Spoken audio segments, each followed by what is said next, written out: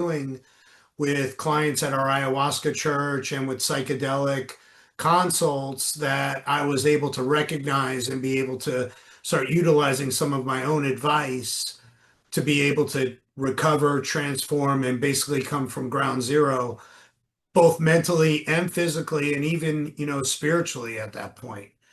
And for those of you listening, that's what today's going to be about. We're going to talk about how to make real transformation in your life. So I'm going to get started now. And for those of you that heard that and that know me, but for those of you who don't know me, my name is Tom Quigley. I've worked very closely with Dr. Kelly King since 2015, before the medical marijuana program came into effect. For the last year, I've been working with clients on microdosing both cannabis as well as utilizing other methods like the neurovisor for simulated psychedelic events to help people work through any transformation in the office. And so I came up with these are some of the most common things that we teach and we talk about throughout my program, and I wanted to share it today with the patients that we're working with, or people that are interested in making any transformation in your life. And this has come from my own personal experience working through the plant of ayahuasca, through using cannabis, from using meditation and a whole bunch of modalities. And I guess my point is that knowledge is power, and once we understand the process, those other things, they're tools. But we can make true transformation with the right mindset. And that's a big part of what I'm doing now at New Life since I've been on board. Besides having to not only rehab mentally from what I went through, which was basically going through the anger, grief process, every bit of it, through some of the darkest days of being in the hospital, to the point where I asked if there was euthanasia that I could ask for, that they could give me. It was so bad, to the point where I even applied for disability in the first month that I came out, because I thought I was going to be disabled, because I didn't know if the leak was ever going to heal. It was still leaking. So I basically went through another traumatic event. But this time, I didn't feel like I needed to go to medicine. I didn't need to go on an ayahuasca weekend. I just really need to dig in and do the work. And the work is really the magic behind making transformation. And that's something that psychedelics kind of help us to understand. So this is really going to be about transformation and sharing the steps to create transformation and be able to adapt and adjust no matter what is thrown at you. So, giving you the skill set to basically improve your emotional quotient, your EQ, which some say is just as important, if not more important, than your IQ, by understanding and being aware of certain things about yourself. And some people become aware due to health issues, like what I went through, what I just described. Maybe a work issue. They've been let go of a job that they had for a long time. There's a huge change in their financial position. A simple act of aging. We're getting older. Our body responds differently to things, to the foods that we eat, to the vitamins that we have, to the hormones that we produce in our body. Maybe a diagnosis, like a diagnosis of Hashimoto's or diabetes, or any of these catalyst events that actually make us become more aware of certain things that we may have to change in our life, that we may take for granted, that we've been doing and our subconscious is programmed to doing. Whether, for me, it was stress eating. When I couldn't exercise and I couldn't do my boxing routines, I turned to eating. And what happened? I started putting on more weight. So while I was home, inactive, very low immunity, going through, nurses coming in, I was not only that, but I was putting myself at a more of a disadvantage for when I recovered from what I did because I succumbed to that habit that came up that I just wasn't even aware of at the time. But we become aware of these things. Maybe it's a relationship. We went through a tough breakup. It could be a relationship with anything. One of the most important relationships is that relationship with ourselves when we start losing our identity. So any of these catalyst events could cause awareness. And awareness is where we can then recognize the things that we can do or change within our behaviors and our habits to influence our lifestyle. And so the three steps through whether it's psychedelic, any modality, if you've gone through a catalyst event like I described earlier, to make these transformations and these changes is to become aware of them. But like Dr. King always says, we may know better, but not do better. So we have to recognize what things are there that I need to change. We have to become very truthful with ourselves. We have to abandon fear. And that's why psychedelics is so good for working with patients with very deep, strong egos, personalities, and abilities to overcome things through power because they believe they can power through anything until they can't. And then you fall into a hole, and I'm talking about this from experience where things like depression sink in, things like anxiety sink in. So through the awareness, we can now recognize and give ourselves the grace to know that with new information, we could create new habits, new beliefs, and new ways to make choices in our life. And we have that power. And then after we recognize these things and we identify them is the true work. Okay, a lot of people get stuck at awareness and recognition.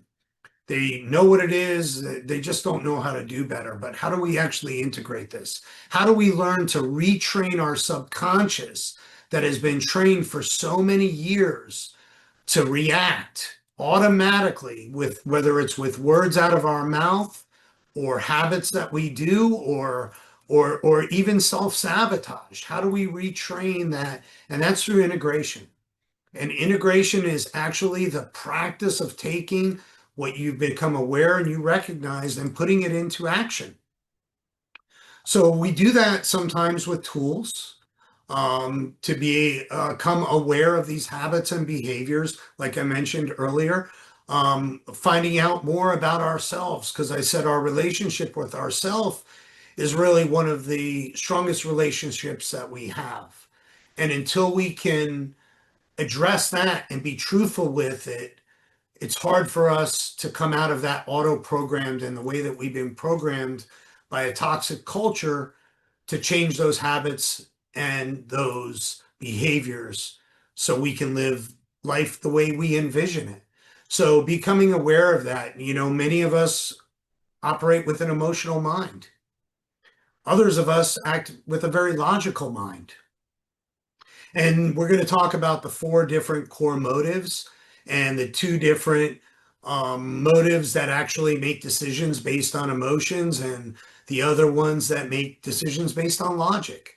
And there's a clear difference, and we all have our core motive, and that's what makes us special and unique. And we're going to learn a little bit about that today and becoming aware of that through utilizing tools, meditation, the neurovisor, practices that we're going to talk about and things that we work through in the program at New Life.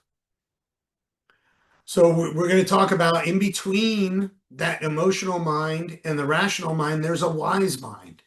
And that's actually when we get into flow state. And the things that we're able to do where we're able to calm our mind, these mindfulness techniques help to relax us and create space so we don't react emotionally or logically. too much to either extreme. There's somewhere right in the middle where our wise mind exists. And a lot of times we know the right thing to do. And many of us, when we get into flow state, if anybody does sports, martial arts, running, scuba diving, I know Dr. King does that. That's when our brain it gets into that theta and delta wavelengths. That's where we're able to process and we're able to find the answers because, I'm not a therapist. I'm not the doctor at New Life. I'm a coach. And I don't have the answers, but I believe everyone that as an individual has the answers inside them.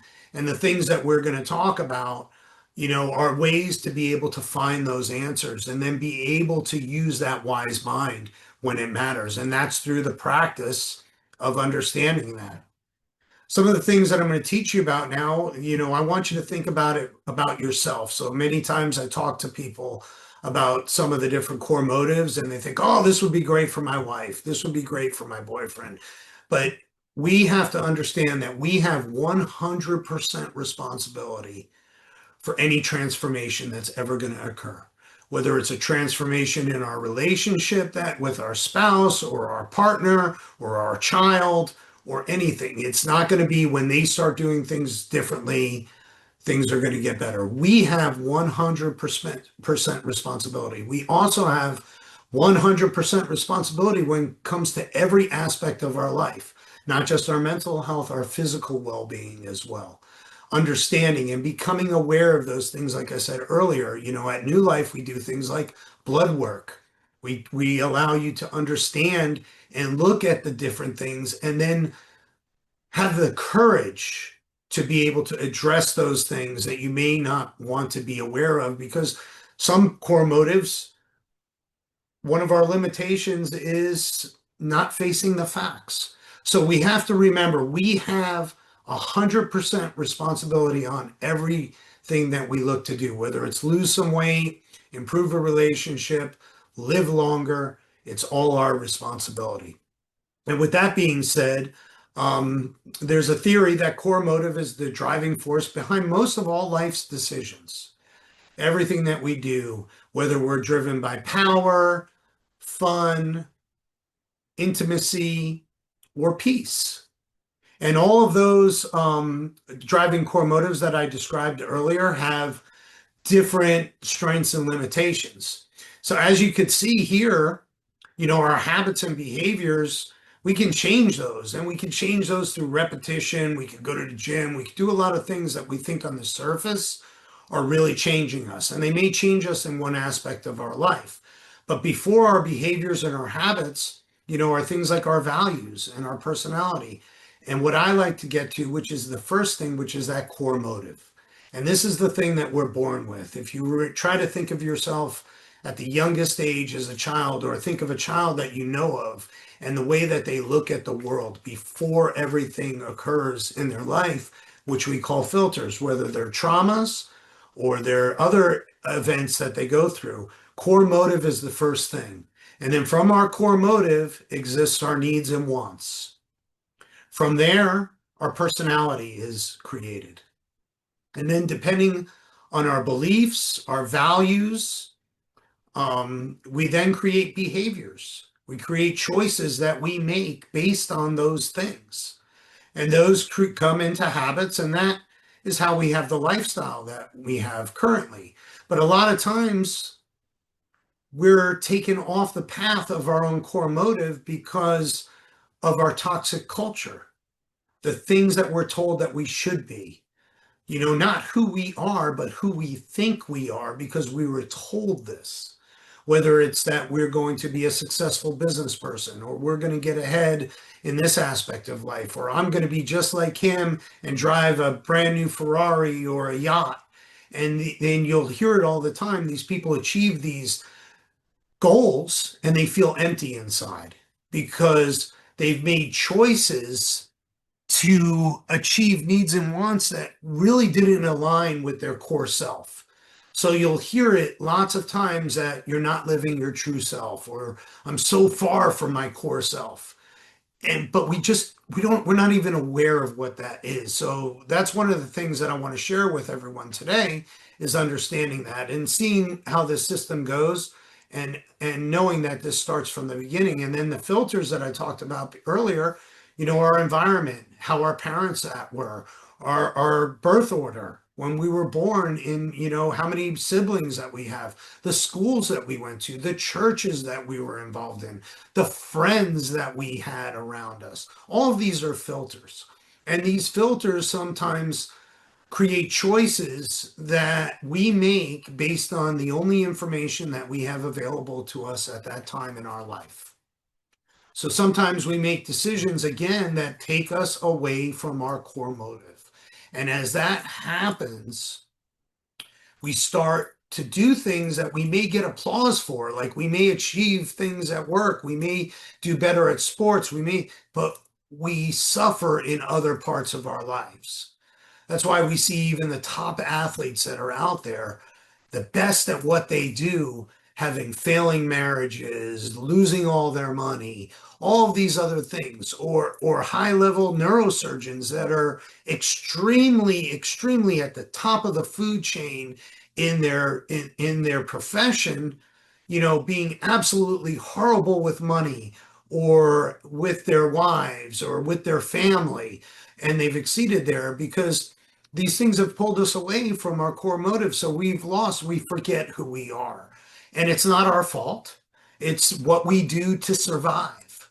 And those are some of the things that we understand before we'll dig in to these driving core motives. And I touched on them earlier. And there are 4 different colors. It's called the color code. It's a personality type assessment. It's existed for over 25 years. I've been working with it since 2017 to help entrepreneurs and CEOs of large companies build their teams. So to be understanding of the differences in the personalities between their CEO and their CIO and the CPA, and how those different personalities come together to be able to cooperatively integrate to make a team to make businesses successful. But on the other end of this helps us as individuals become successful, because if we can become successful at our core, no matter what suit we have to put on, whether it's a parent, a husband, a wife, a mother, or a business owner, we can put that suit on and be the best that we need to be while we're in that role. And then be able to shift those roles by understanding all parts of this. And that's where I believe true integration starts to happen.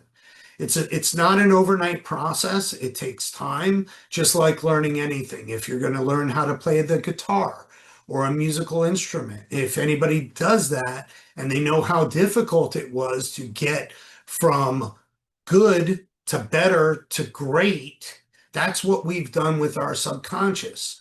We've trained our subconscious to go into fight or flight mode when certain emotions arise.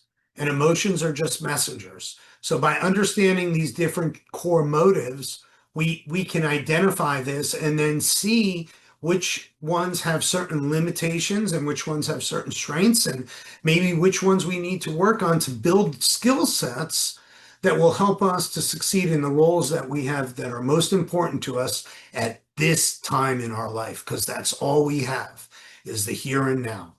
And it's not looking back on, past successes even, or failures, or looking far into the future for the things that we want to achieve. It's understanding how we can take this and utilize it with 100% responsibility right now.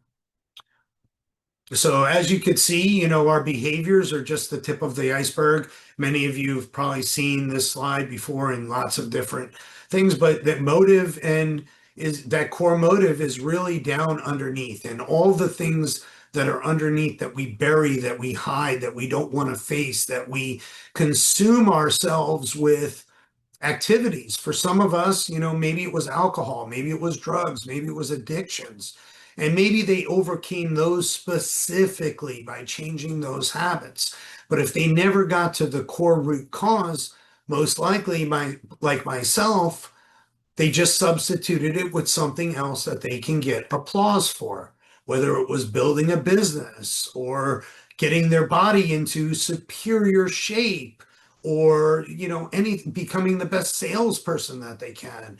They find these other things that, you get applauded for, but then something else catastrophic happens and they don't have those skill sets to go back because we're always going to get new challenges. So even though we may overcome certain addictions, when the new challenges come, if we don't build the skill sets through awareness, it's very difficult to achieve those.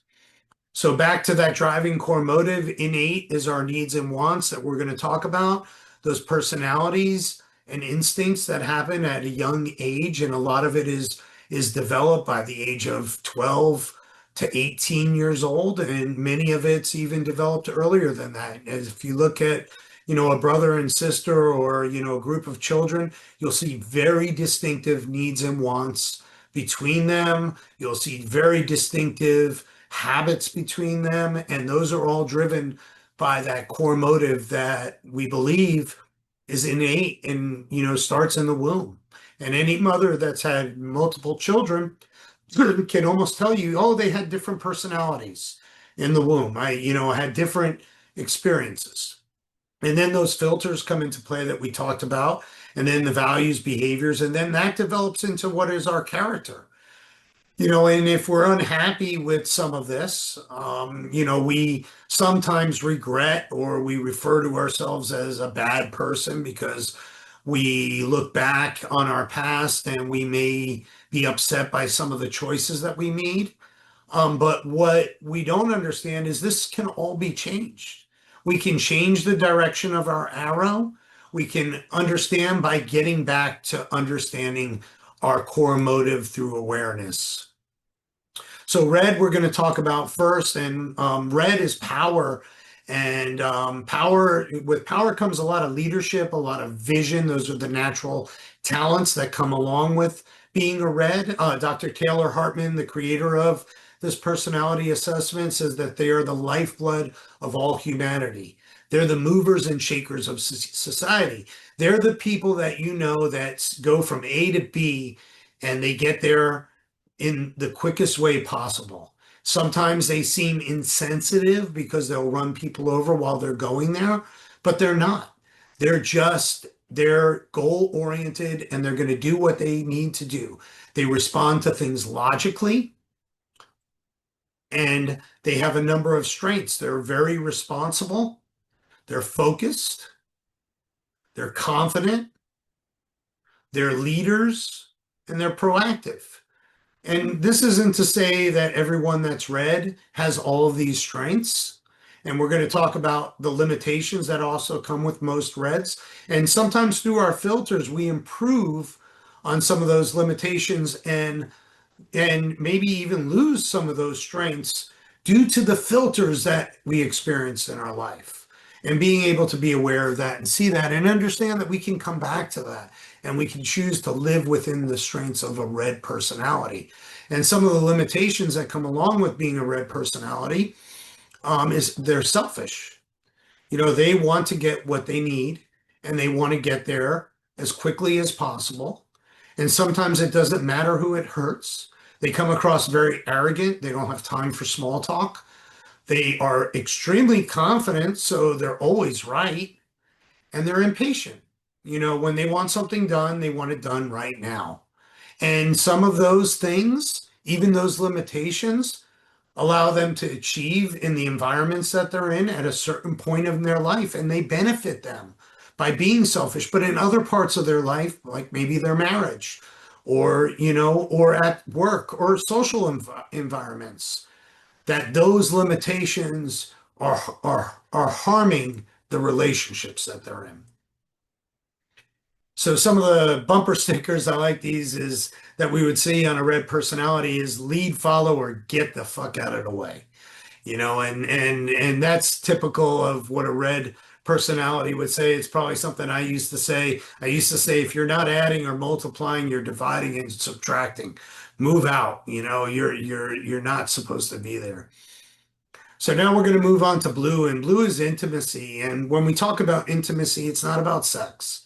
It's about real relationships. And blue motive types, they have natural talents which are quality. And that's the thing that they look for in relationships is quality, quality over quantity. Also, they're very proud of what they put out. They are emotional and they're controlling personalities as well.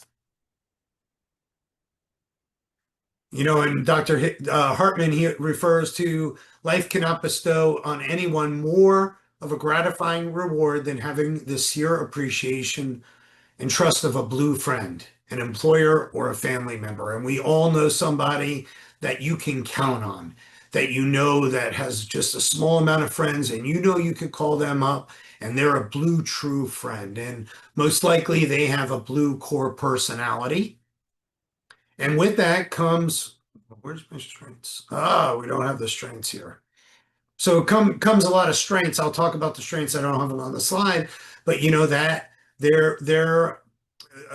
have those quality relationships. They spend time on them. They're also very sensitive, and one of their limitations is that they're overly sensitive.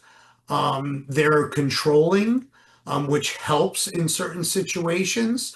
They get along very well with other personalities that we'll talk about.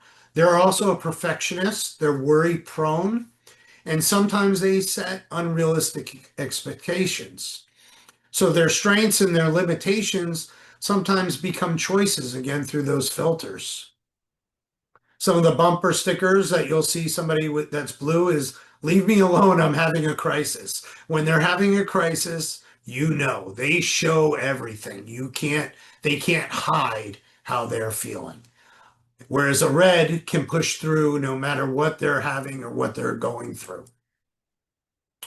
Now we'll talk about the white. White is another logical personality. Their core talents are clarity and tolerance. They think things through. If you're in a team meeting with them, they're not going to blurt out answers quickly like a red or a yellow will. Red's going to tell you what they think because they're impatient. They got to get it out. White is very patient, very logical as well, just like red is.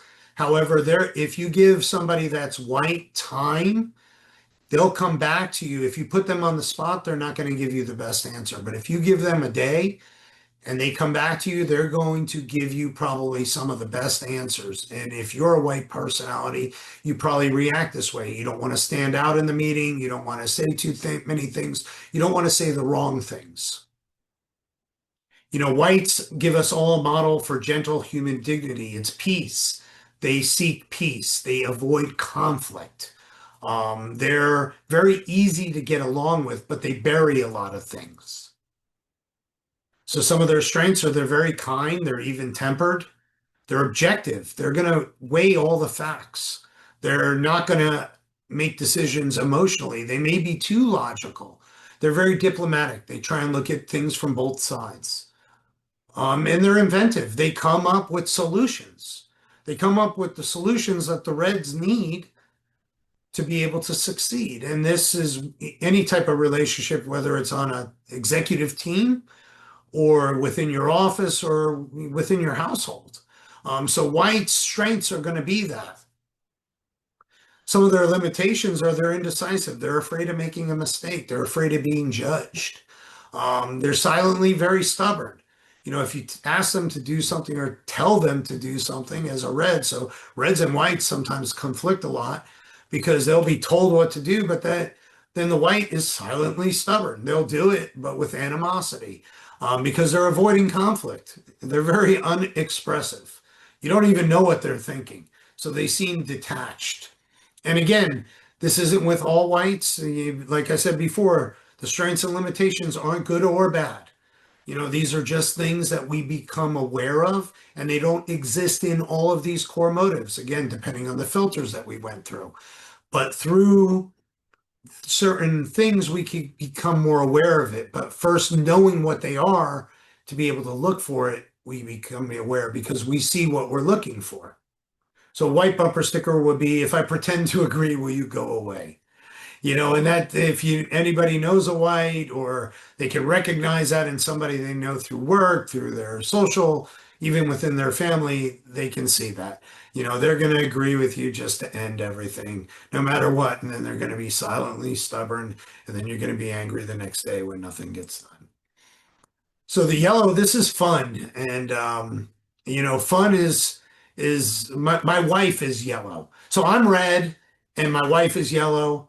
And we all have primary colors and secondary colors. So nobody's exclusive to any of these that I'm talking about. But yellow is fun. They have enthusiasm, they have optimism. And sometimes your primary color and your secondary color work very cooperatively together. So it makes you a very vibrant leader or gives you charisma. And you can see that in a lot of the leaders that, have taken office. A lot of our presidents were blue.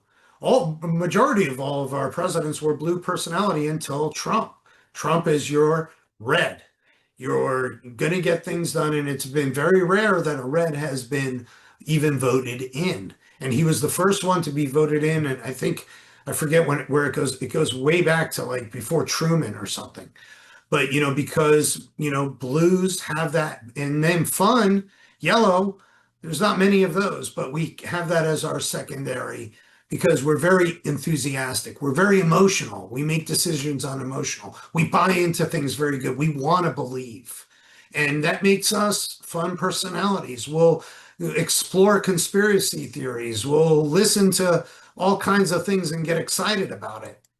And we have a lot of natural talents. And, to live is the most rarest thing in the world. And most people just exist. And that's a quote from Oscar Wilde. And again, my wife is yellow and red, her secondary color. And when we're both in yellow, it's amazing. We're having the best times. We're traveling. We're doing all the fun things if we're playing Boggle. But if we're both forced to be in our red personality, those conflicts are going to arise. And, one of us has to recognize it. And again, it's not her responsibility to do it. It's me, because it's always our responsibility, 100% a responsibility to recognize this and our awareness and be able to adjust. So just like in fighting, in jujitsu, and any type of fighting, if you're going right at each other hard to hard, somebody has to make an adjustment. Okay. And if you don't make an adjustment, it's just going to crash and burn. So once somebody's able to make that adjustment and be able to dance, same thing with having a dance partner with you. And that's the things that we learn about by first understanding these things about ourselves. So being fun, we have a lot of strengths. We're happy, we're sociable, we're spontaneous and charismatic and inclusive. We let everybody be involved. Sometimes these strengths work very well for us. Sometimes they hurt us. Sometimes things that are strengths hurt us professionally. By being inclusive, we may let the wrong people be involved.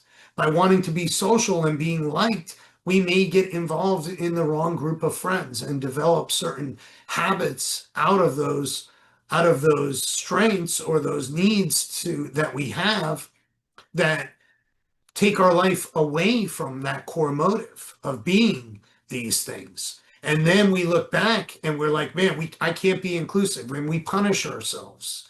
And, we prevent ourselves from being as sociable. And we start putting on these masks. And we start living that alter self, that alter ego, so far away from who we core are. Because deep down inside, we are that happy, sociable person, but it hurt us at one point in our life. So we took that drastic change and we changed something about ourselves where we may have lost that.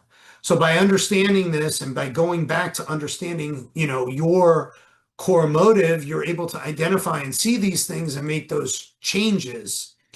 And the limitations that we have, we're uncommitted. That's the yellow part of me. And again, this doesn't apply to everybody, and it's not good or bad. It depends on the place that it is. We're afraid to face facts. So we're going to ignore blood work. We may not even go to the doctor. We may wait till the last minute to have an infection that's going possibly sepsis to get looked at by a doctor, like I did today.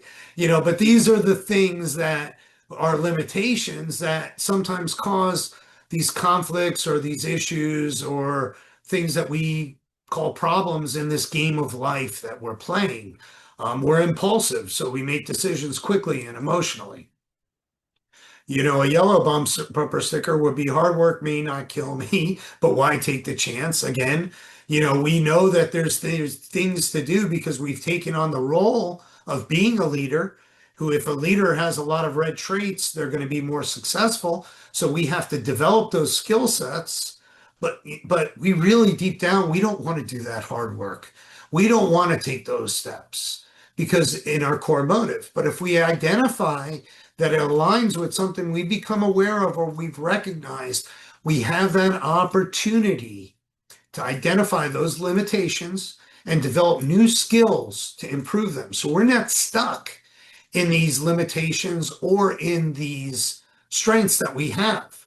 We're more in the lane of understanding them, being aware of all of them, and then again, recognizing where we are at this point in our life that we need to make those adjustments, just like anything else. The more data that you have, if you're investing in the stock market, you know how to make the adjustments. If you're investing into tech or AI or crypto or these things, that data is going to give you that ability to pivot and make new choices in business. If you need to make or sign a contract with something, same thing for yourself.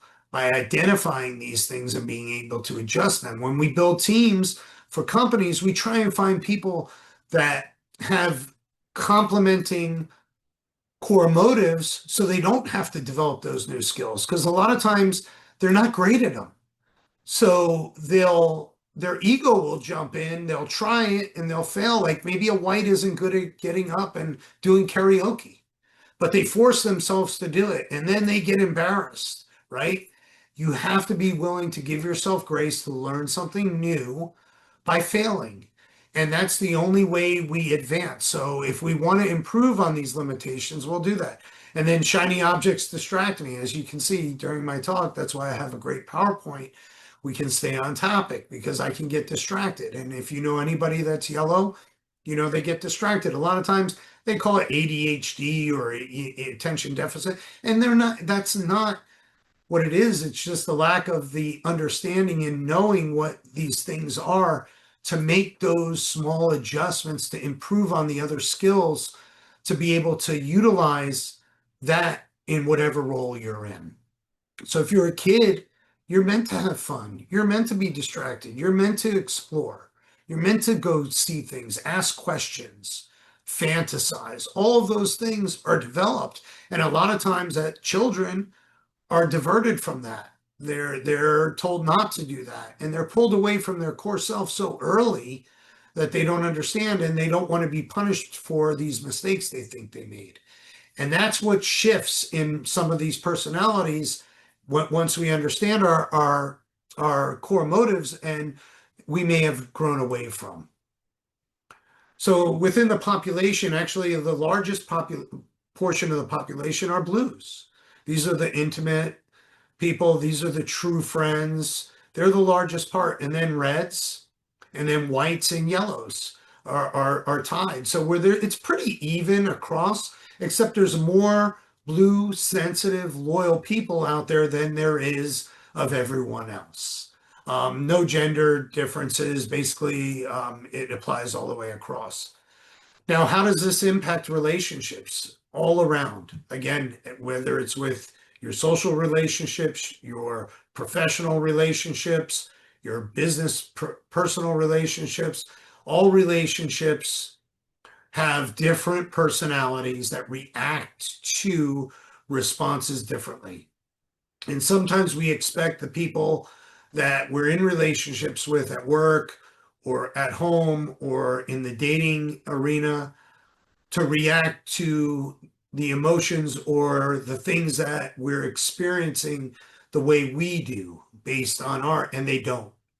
So by understanding these core motives that the people we're in relationships with, we can say, I see where that comes from. We may have been in a car and driving to dinner and asking our significant other, where do you want to go? And they go back to you, anywhere that you want to go. And then this simple question comes into, some anger and some resentment because you feel like you're making the choices all the time, and you just asked them where to go, and they asked it back to you, when in reality, they're just being considerate and they're looking at it from their point of view of the way they are. But you're looking at it from this selfish point of view of, oh, I always make the decision. And those are little things that, so when that arises, you can say, aha, that's where that's coming from, and create some little space and then be able to react to that response differently. Because again, it's our responsibility 100%. It isn't because that question was volleyed back to us. It wasn't because of the way somebody presented the information. And that's how we can improve the relationships with the people that we work with, that we're in contact with, that we're forced to be family with. And then through improving our relationships, we can then be able to use that wise mind, which now, again, by understanding, red and white personalities are logical, white and blue or yellow and blue are emotional, and they're going to most likely be conditioned to make their responses to these things emotionally or logically based on that. But you can change that by having the awareness and the recognition that it can be. And here's a few facts on relationships. 85% of the people that were fired last year were because of their relationship problems, whether it's the relationship with their boss, personal relationships at home that are overlaying to their work environment, or coworkers. And then, within businesses, the quality of these relationships, affects their bottom line. So when we're building teams within companies, we want those relationships to flourish, because that's how the business is going to make the best use of its time. Because a manager of that business now has to resolve these personality conflicts. So they got HR development, so and so did this instead of doing that. And these things occur within the different core motives and personalities that are within these teams. And then 40% of first marriages, end because of this. 67% of second marriages, we don't learn our lesson the first time. We think it was the other person's fault.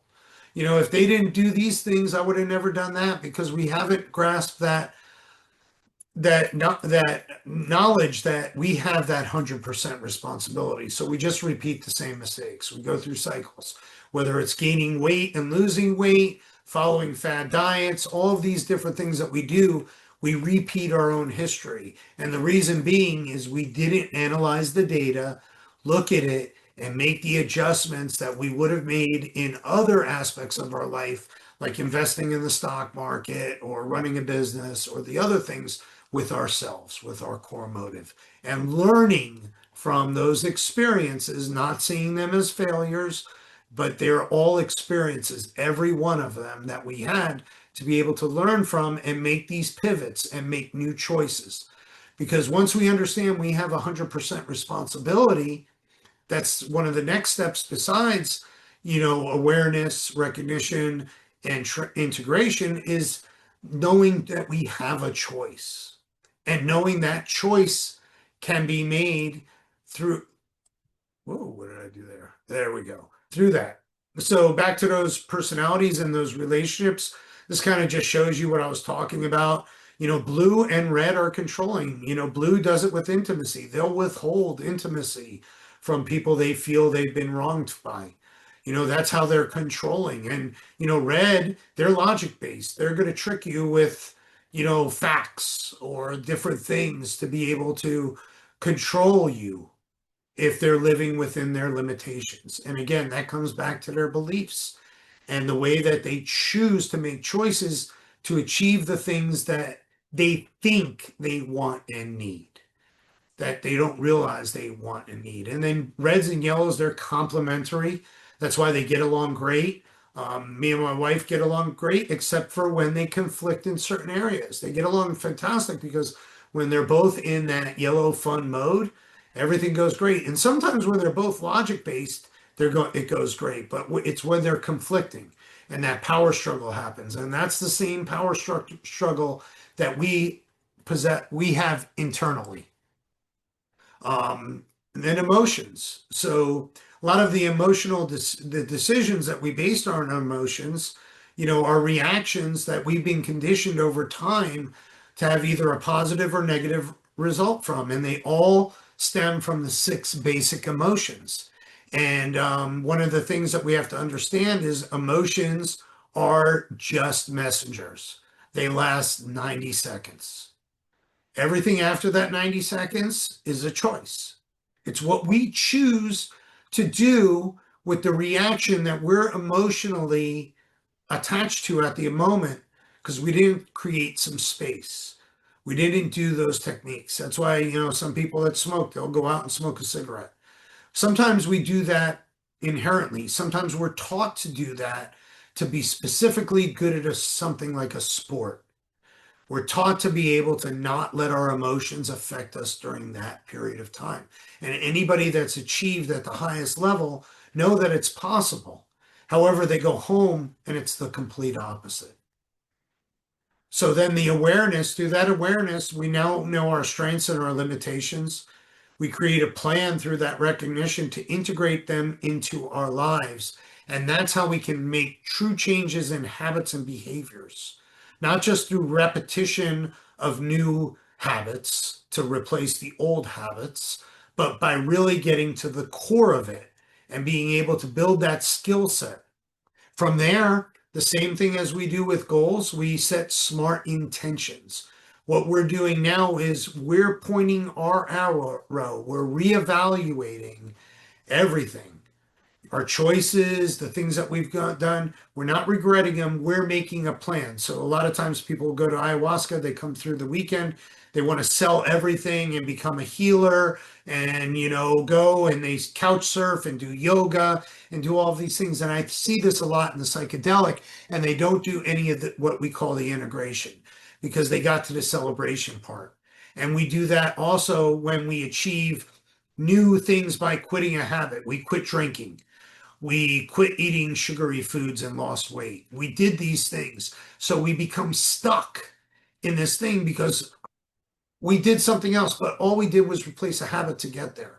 So now what we're doing is we're pointing our arrow in the new direction of where we want to be because we're getting back in touch with our why we started doing things, why we went into the direction that we went into.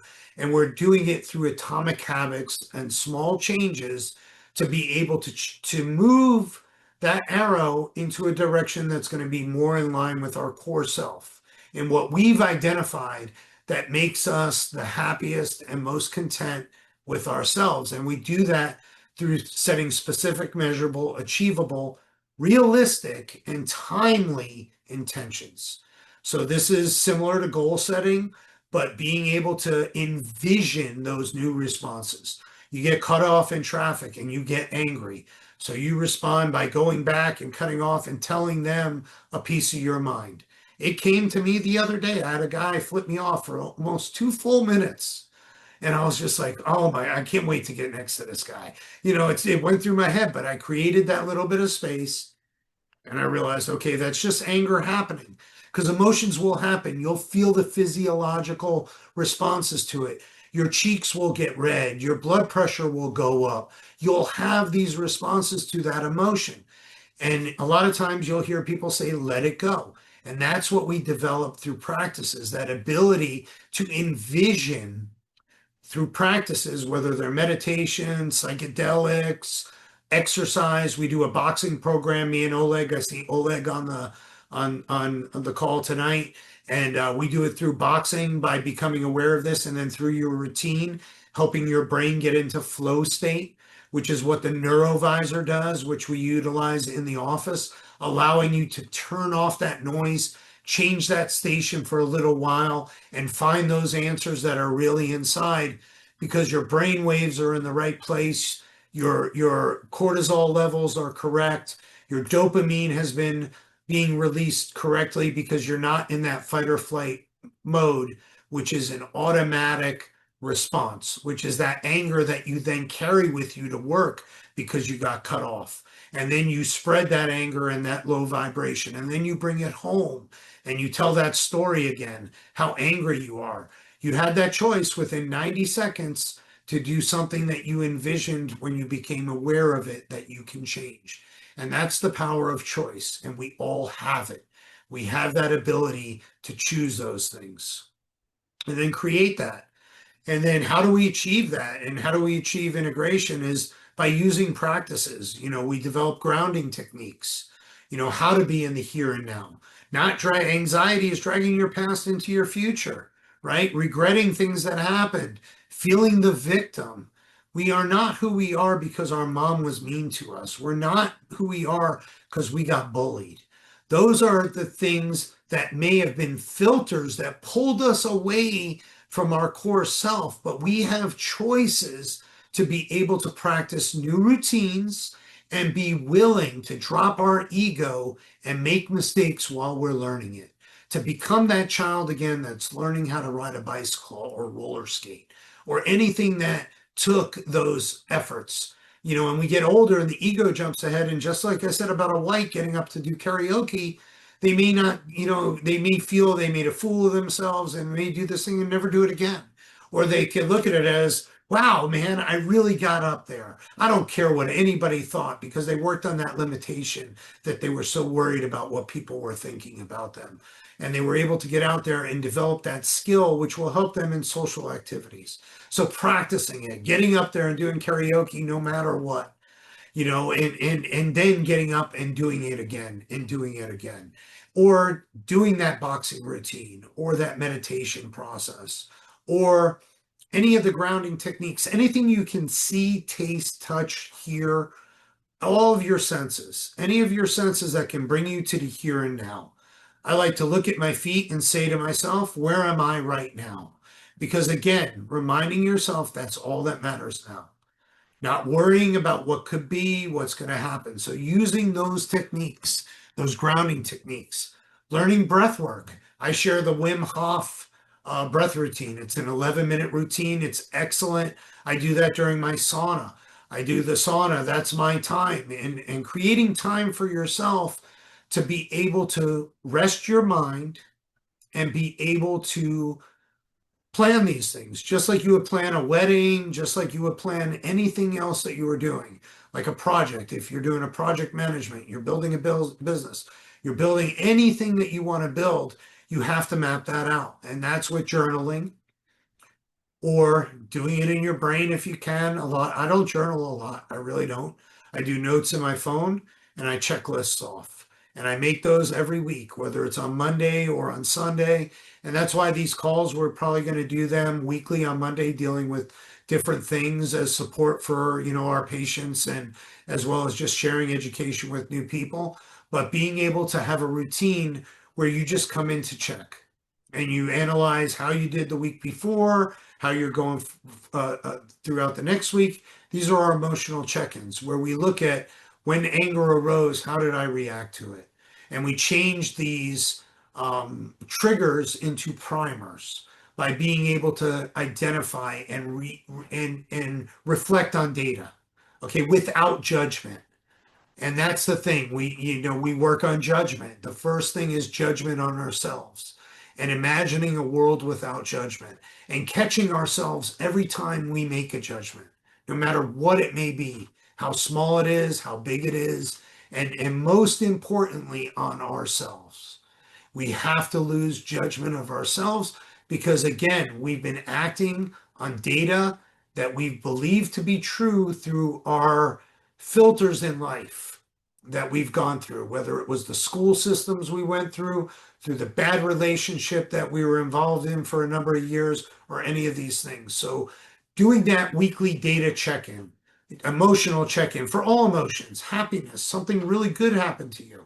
What did you do? Did something come up that you self-sabotaged it? You went out and you did something because when that joy feeling happened, because it triggered something, it triggered a habit or behavior that you were unaware that just happens and you don't know why that happens. So by being able to identify when something good happens, what goes on, not just the traumatic things that occur, the bad news that we get on a daily basis, whether it's from the media, a family member, friend, or anybody else.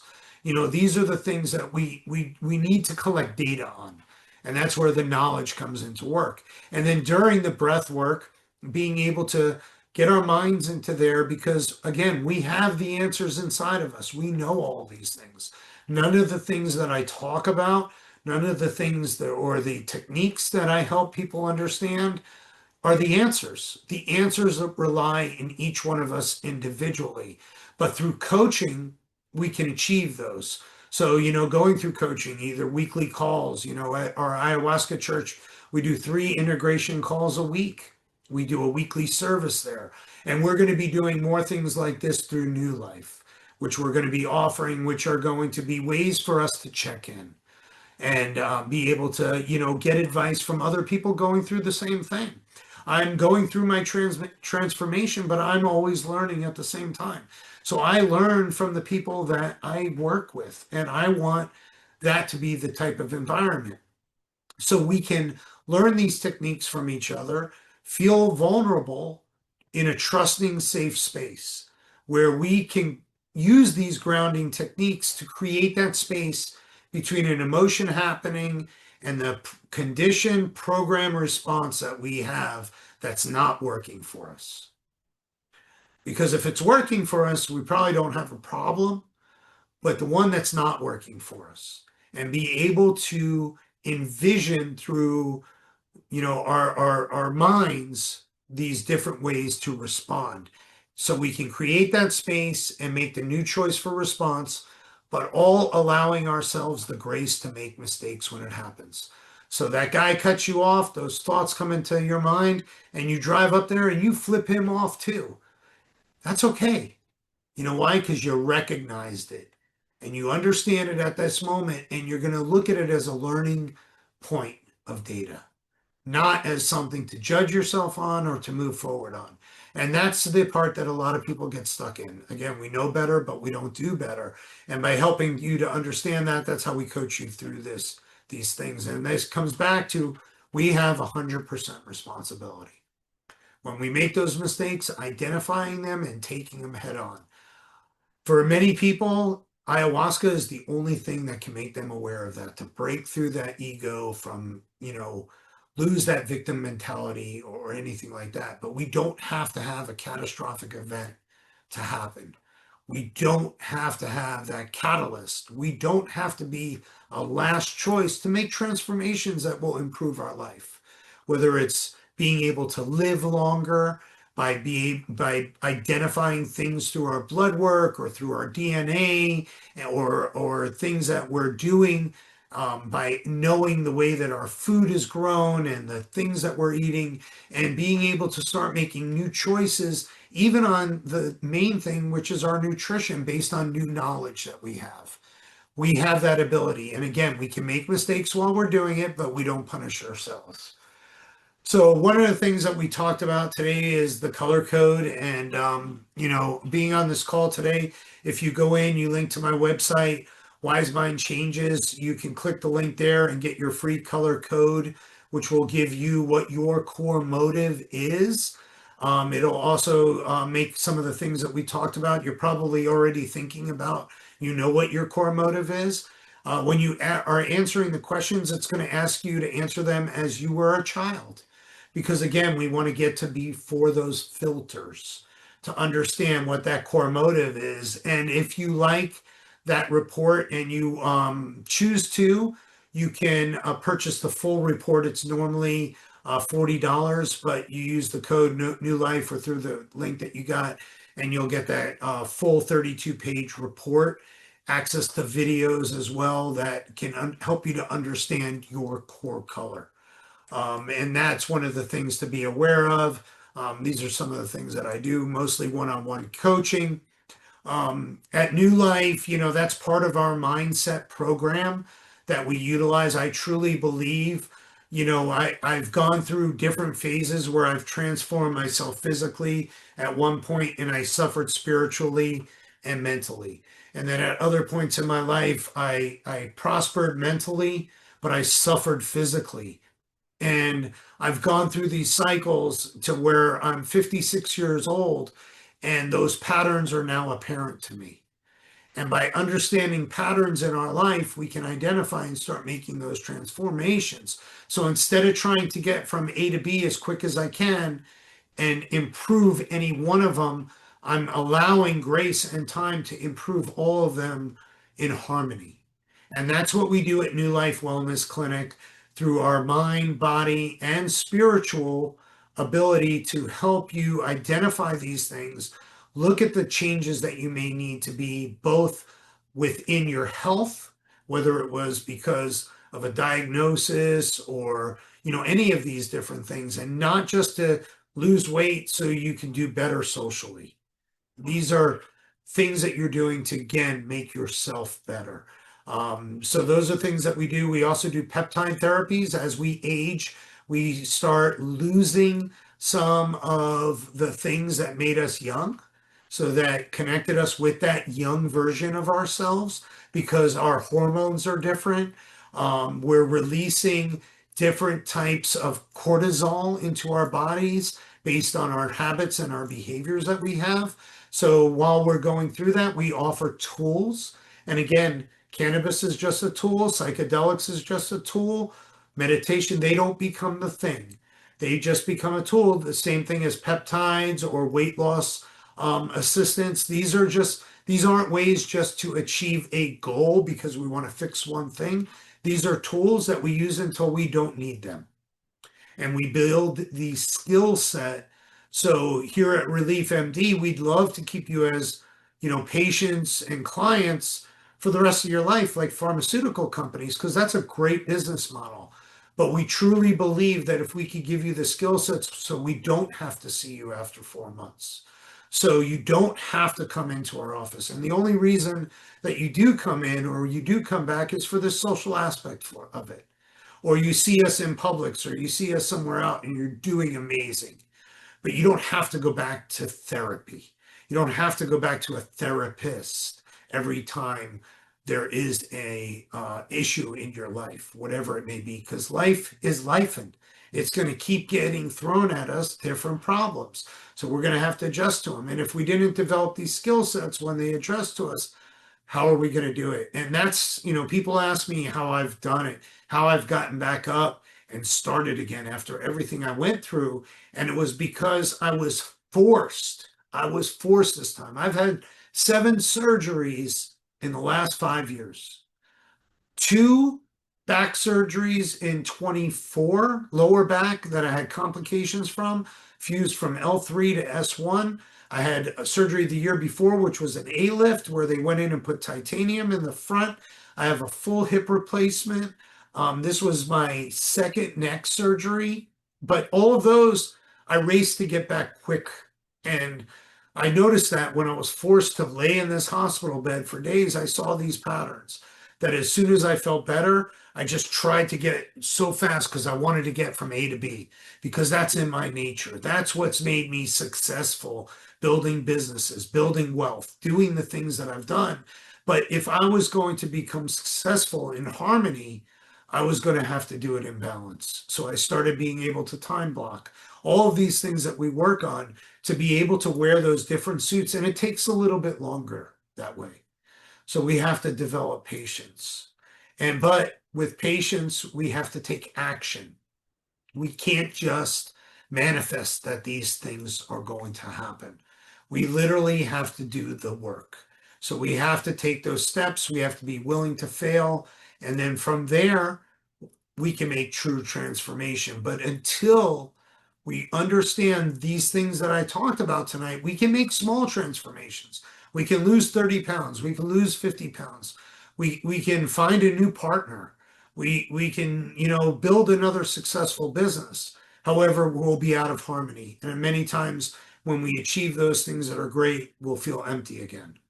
And, those are the things that, we want to do with the nutrition plan, giving you the skills so it's not a diet, to be able to go into life looking at food differently, not just what you eat, but how you're eating for you, for your lifestyle, for the deficiencies that you may have in your body, not just following a diet, but actually looking at what your body reacts to and what doesn't react to, and then supplementing it until your body starts learning what with your mind.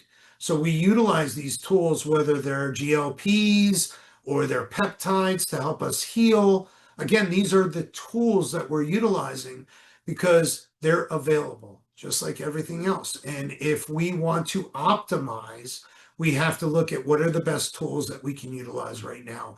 And that's why we like to give access to these tools to, our patients, to our team, throughout, these webinars that we're going to do. So I think that's the end of it. If anybody has any questions, I do have a little bit of time. We got about 20 minutes.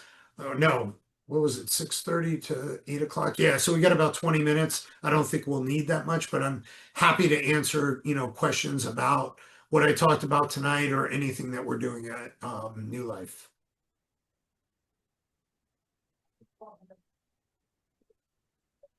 Are you talking, Kelly? Well, let's see. I'm about to try. Hello, Oh, everybody. hi. Hi.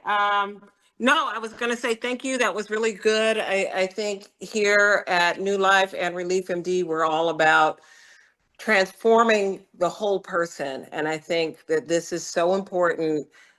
I'm a yellow, and I now know I'm a yellow with some blue in there. And it really makes a difference in just being aware of what your limitations are and how to work around them, and just being aware of it. So I think this is very important when you're looking at an overall holistic wellness plan. And about So thank six you. months ago, when I came into New Life, I've been there for probably about a year with the Mind program we've been working.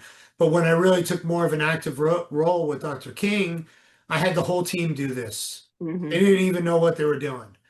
But we went through it, but it's also helped. It's helped, and I used it for more of myself to understand how to help this team achieve what, Kelly envisions for the practice and for us to be able to achieve it. And again, you can utilize this for benefit to be able to understand that. And now the team is starting to understand it a little bit more in depth, and we're actually finding our lanes. And I feel that, the things that we're doing are really going to benefit our community.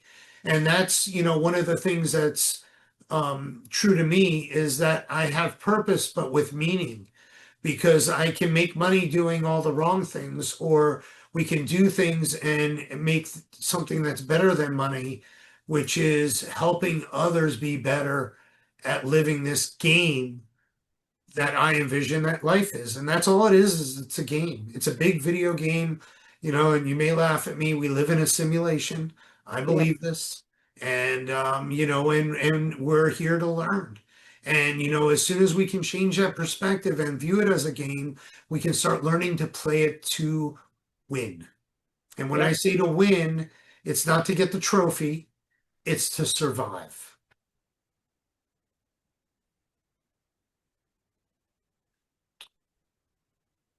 very I know I nice. went on a little rant on you, Kelly.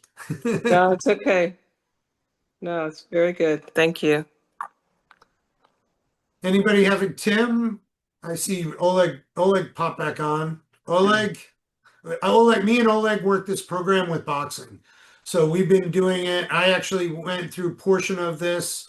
It was developed for victims. It's not something that I came up with on my own. Me and Oleg actually adopted a few different programs, everything from what I was training entrepreneurs to be better entrepreneurs or better salespeople, or utilize these same things, to be able to utilize it for my own traumatic events that I went through. In addition to ayahuasca, we did Wise Warrior Boxing about 2.5 years ago after my mother passed away, and utilizing sports to be able to do it. So it doesn't have to be something to help bring that awareness, but by understanding and learning these things. And again, we do that, and that is also part of the program at New Life that we offer, as well as yoga, and being able to encourage, and help, us be holistic through movement, as well as, the emotional exercises. So Oleg, do you want to add anything?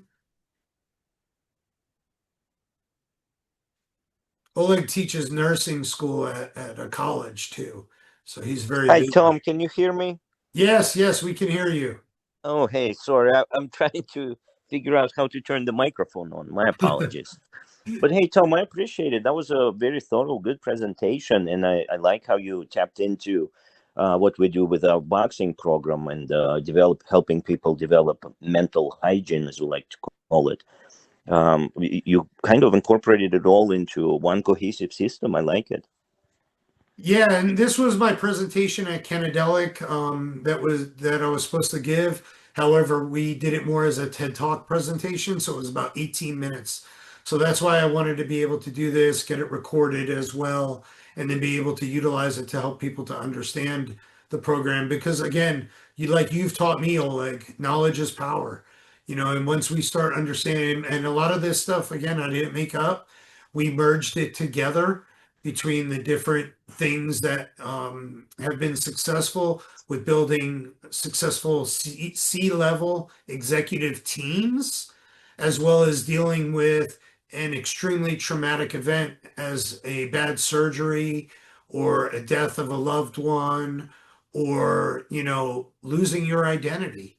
And now it's equipped me with these tools, like I mentioned before, that I didn't need to go do ayahuasca after I came out of this.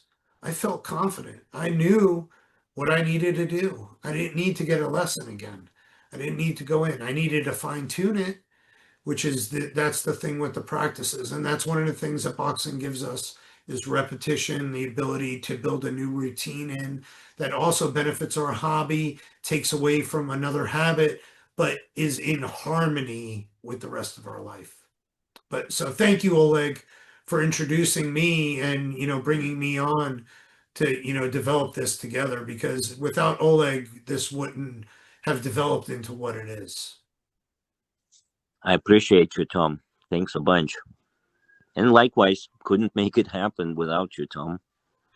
Yeah, and Oleg, like I said, he's super busy. He teaches nursing.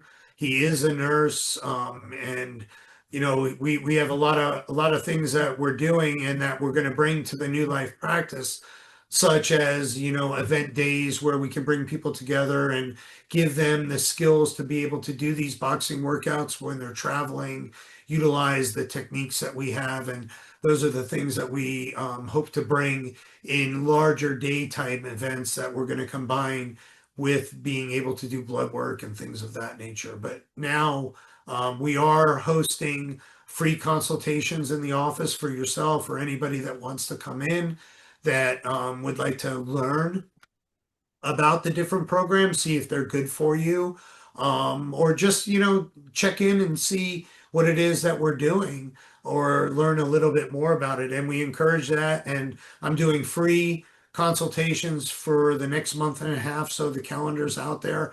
There's a link that you should get after this webinar ends, and we may be able to put it in the chat.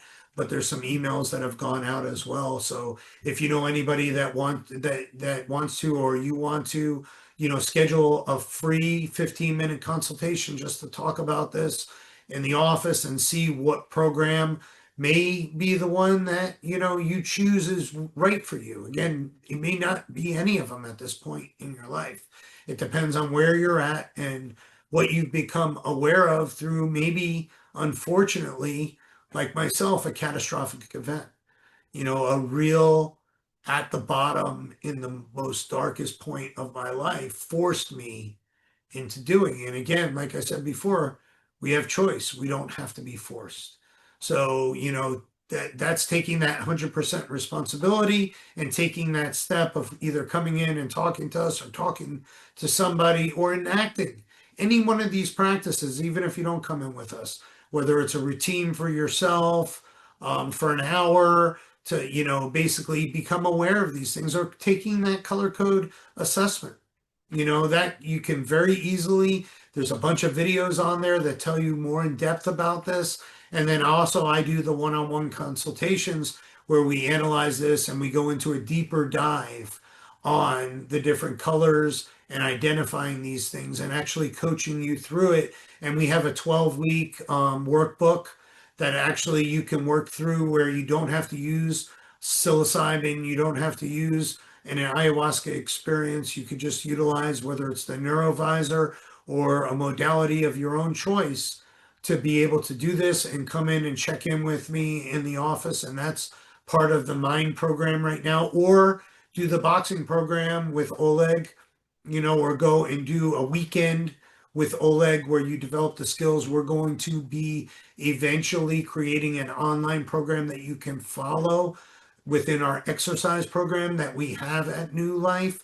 We have an entire nutrition program currently in that walks you through step by step how to look at food a different way. It's not a diet.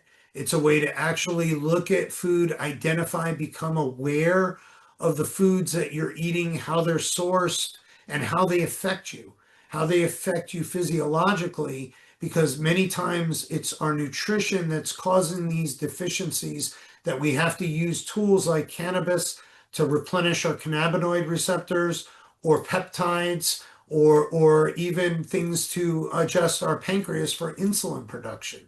So these are things that we have to use as tools because possibly the nutrition that we're existing. So we help guide our clients through a full nutrition program, and it's all virtually. It's awesome. I've gone through it.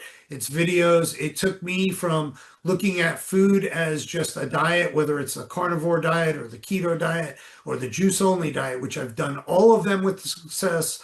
And I've gone from 295 pounds to 200 pounds, and then back up to 250, and then down to 190, because I'm red and I followed those things and I achieved it. But then once I went back to life be life, and it didn't stay, and I went back into the roller coaster. So this program actually teaches you to look at everything, and I look at everything differently. I'm not deprived of anything, but I'm achieving my goals beyond what I thought I would achieve. And I posted some embarrassing photos today of when May 28th, the day after my birthday, when I set the video camera up to send Oleg video that I was doing my Wise Warrior training. I could barely lift my arm up, but without a shirt, I was doing what I learned in Wise Warrior, which was shadow boxing. And I did 3 rounds of it. It killed me for a day, but I did it. And then I did it again, and then I did it again, and then I did it again. And then, I had and that weight that I gained during that time, I looked at it and I went to Dr. King and I looked at it, and these were events that forced me to become aware of these things that I had known for a long time. Because I'm yellow, though, I was afraid to face these facts. And I became vulnerable, and at the darkest moment where I had to recognize it and make a plan to come out of it. But I had these skills and I had these things that I could pull out as tools, whether they were the shadow boxing. I couldn't use marijuana or psychedelics for 4 months after this because my spinal fluid leak. There's things that it would break the blood barrier. So I couldn't even use cannabis for my pain relief. So I had to go without either opioids or that and deal with the pain and develop my breathing techniques and the things that I learned, all these tools that I had besides cannabis and besides psychedelics, I had to resort to. That's why I know that it doesn't have to be any one of them. It's any of the tools that you can develop, whether it's boxing, meditation, yoga, exercise, any of these things. If you can pull these out when you're in these dark moments, these are the ways that you can pull through it. And, when Dr. King asked me on Saturday, she's like, I don't understand how you've done this, how you've gone, because she saw me, at my worst. I was seeing patients up till the week before. I had patients on my schedule for May, right? I was still in the hospital May 2nd, because I thought I was going to recover so quickly, and I had to put them out, and I felt terrible about it and everything. And I had to go through another month. It forced me to recognize I needed patience, and through that patience, be able to take these small atomic steps for compounding interest. And that's one of the books that I recommend everybody I work to read or listen to is Atomic Habits.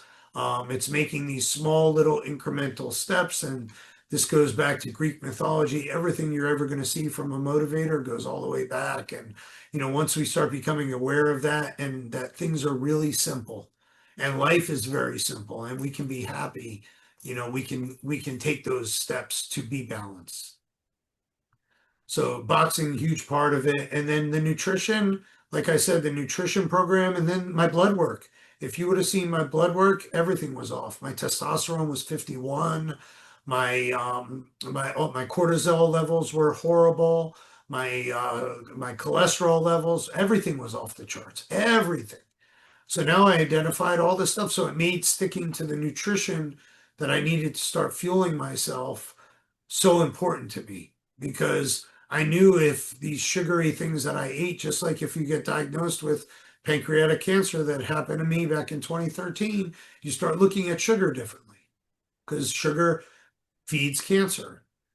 Also, sugar, so you start looking at it and you can easily bypass those sweet treats you used to enjoy and replace them with something else. And it doesn't feel like a diet because you're aware of why you're doing it. You made a conscious decision.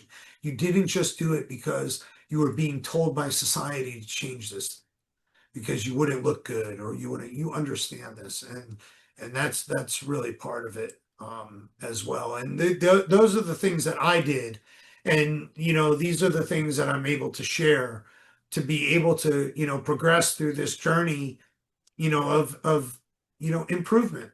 And you don't have to have trauma. It could be just something you want to transform in your life. You just have to make a choice and have 100% responsibility. So we're down to 5 minutes. Anybody else? Michelle, you blew. You want to say anything, Michelle? I'm calling people out now. You can unmute your mic. She's trying.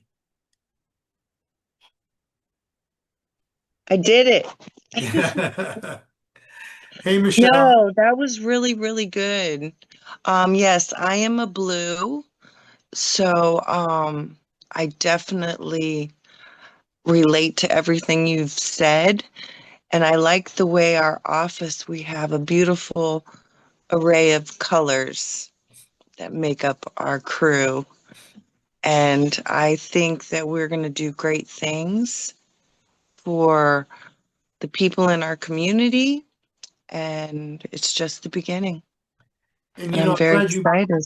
I'm glad you said that because that's Dr. King's mission, if I can be so bold to speak for her, is by providing community, for the people in our community, by giving them these tools. We've been doing recommendations for marijuana cards and seeing some of the same patients in the same cycles. She's been working in the hospital and seeing people when they're sick and it's too late. So we believe by being able to provide these early and giving these opportunities to choose these new directions for ourselves, it doesn't have to get to the point where they're using products like cannabis in the wrong way or some other thing Well, that they're able and to grow. also, I believe that a lot of stress, mental issues, most people that I talk to suffer from anxiety and pain. And since we are starting, with our vitamin supplementation injection,